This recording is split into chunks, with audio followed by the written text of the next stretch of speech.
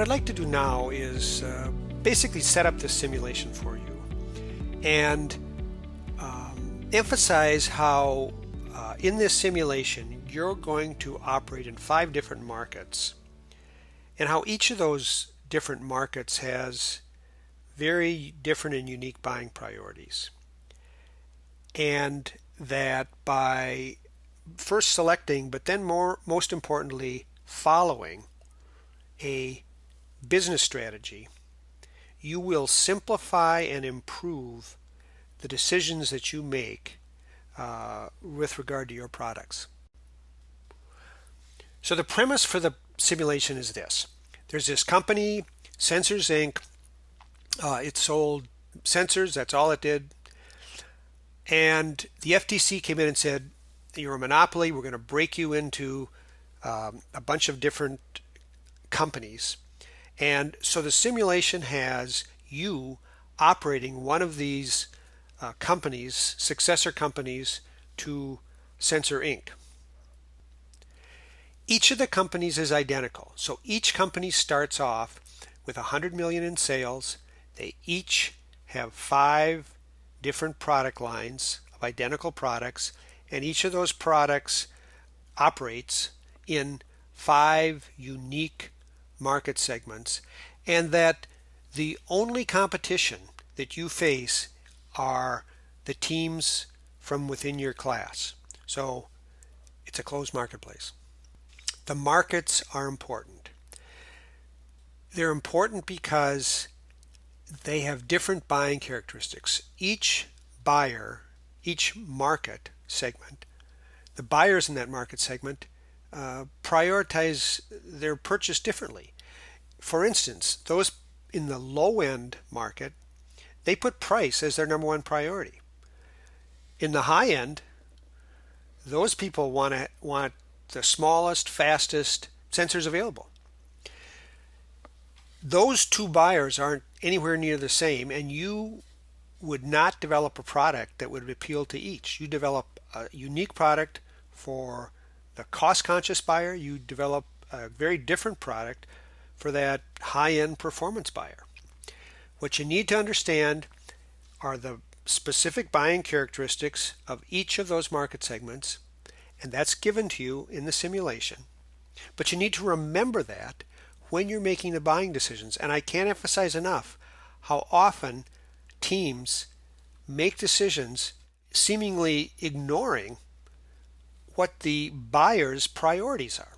And then secondly, you will always have for you the performance from last year. So you'll see what the consumers, what the consumer desires are, their priorities are.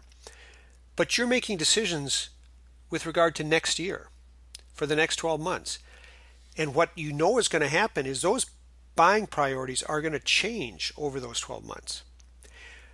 But the simulation gives you the information to allow you to predict what those changes are going to be. So, again, while it seems very simple as I say it now, what teams invariably forget is to predict what the changing buying characteristics are going to be of the consumers and build their products around that next year's target rather than last year's target. So, I mentioned strategies. The guide identifies 6 basic strategies for running your business. Any one of these strategies will work. I've seen teams win the simulation with each one of these different strategies. So it has nothing to do with which strategy you pick. It has everything to do with how well you execute against your strategy. And when I say execute what? Execute your decisions.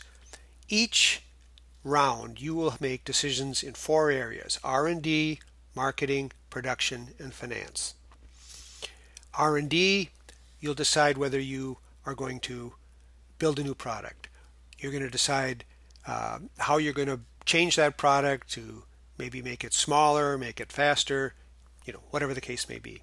In marketing, you set the price for the product. You set your sales budget. You set your promotional budget. In production, You decide how many you're going to build, or whether you're going to automate or do a overtime line.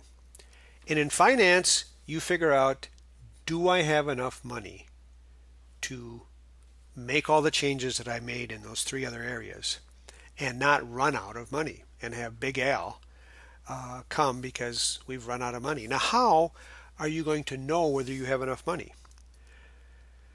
Well, what you'll do in your process is that you will make some tentative decisions. You'll input that data into the green boxes as highlighted on this slide.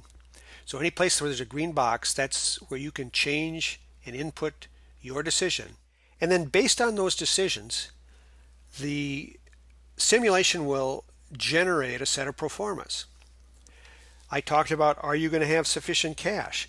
I'm showing here an income statement, but you will also have a cash flow statement. And you'll go to the cash flow statement and look and see, do I have positive cash? Am I predicting to have positive cash at the end of the year? If I'm not, if I'm showing that I run out of money, I've got to obviously go out and arrange for financing to cover my deficit. A critical aspect in this pro forma is that you do not just what you expect to happen, but you do a worst case scenario. And in doing that worst case scenario, that will tell you at a minimum how much financing you need. Hopefully you hit your expected and you'll end up with excess cash. But clearly you do not want to run out of cash. I hope this has been helpful in helping you better understand the simulation, some of what your team decision process is like, and very importantly, why executing your chosen strategy is absolutely in your best interest in this course.